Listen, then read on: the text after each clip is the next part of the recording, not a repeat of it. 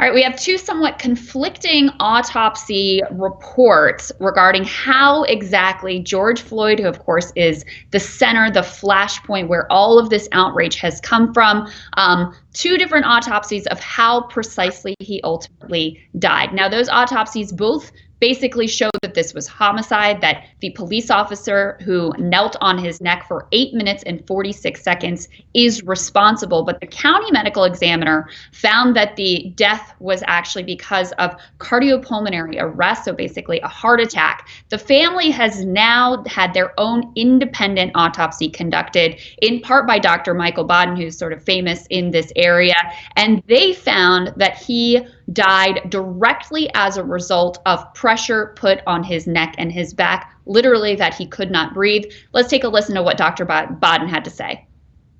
The compressive pressure of the neck and back are not seen at autopsy because the pressure has been released by the time the body comes to the medical examiner's office. It can only be seen, serious compressive pressure on the neck and back can only be seen while the pressure is being applied, or when, as in this instance, it is captured on video. And in this instance, we can see after a little bit less than 4 minutes that Mr. Floyd is motionless, lifeless, and when the EMS arrived and put him on the stretcher without any CPR at that time, during the ambulance trip, he did not respond to CPR and did not respond to cardiac shock. And Saagar, Wow. Why is this significant?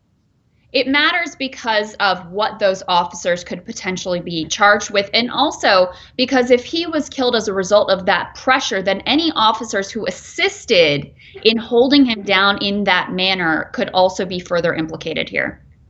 Yeah, that's actually exactly why it matters, which is we should remember that Officer Chauvin, I believe his name is, has only been charged here with third-degree murder, which is, I mean, it's a very rare charge. It's almost equivalent in some ways to like a manslaughter charge. Whereas if this was a direct result of the officers who were holding him down and of the pressure on his neck, then that could actually, I mean, I think the family in this particular case is asking for a first-degree murder charge. And as you rightfully say, which is that we have to remember other officers involved in this incident have not yet been charged.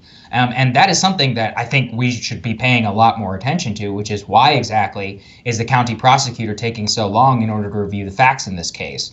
But this is really troubling information if it means that the autopsy results were either falsified, or if it means that there was some discrepancy. The type of review and the high-profile nature of this case may be the only reason why we even know the truth about what happened here by getting Michael Baden involved in this particular area. But yeah, the real significance of this is about whether the other officers involved in this case can be charged and the degree of the charge that's currently being leveled at Officer Chauvin right now.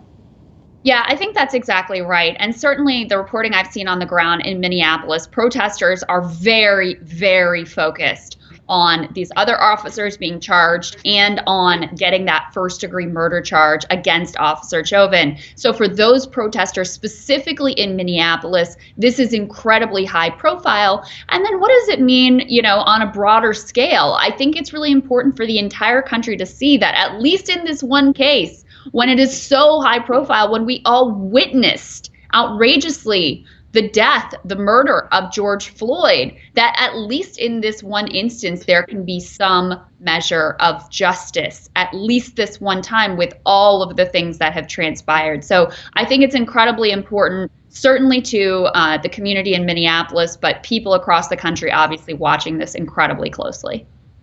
Yeah, that's right. I mean, I think this is one of the things where we have to remember the whole reason this began is because the city and the county prosecutor mishandled it from the very beginning, which is that for some reason, just had to review the chart. I mean, it's one of the most clear-cut things anybody had seen. It was universally recognized right and left. And yet for some reason, right? This county prosecutor, we should remember his exact words, which need to come back to haunt him, is when he said that he had additional information which may not support a criminal charge. Well, what additional information does he have that you and I don't have? Because you and I have a video of the incident. We have surveillance of the actual arrest. We have surveillance footage from literally every angle of what's happened here. And now we have an independent autopsy report which verifies which at least puts a lot more evidence in the bag towards saying that these officers were murdered. So I think that in this particular case, that it's pretty outrageous, the handling of this